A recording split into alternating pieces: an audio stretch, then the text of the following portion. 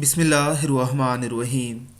نبی اکرم صلی اللہ علیہ وسلم نے فرمایا، اللہ کے ایک بندے نے اللہ کی تعریف کے کلمات کہے تو دو فرشتے دوڑتے ہوئے آئے تاکہ ان کلمات کا ثواب لکھیں، لیکن ان کو معلوم نہ تھا کہ ان کلمات کا کیا ثواب ہے، تو اللہ کے پاس ان کلمات کو لے کر گئے اور درخواست کی کہ اللہ تیرے ایک بندے نے تیری حمد کے ایسے کلمات کہے ہیں کہ ہم نہیں جانتے کہ ان کا ثواب کیا ہے۔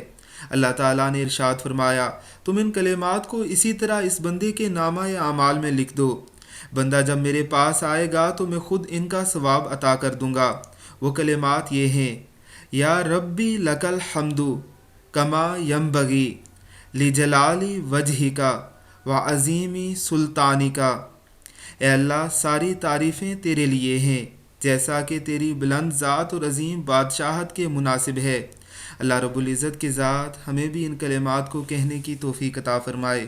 آمین ثم آمین۔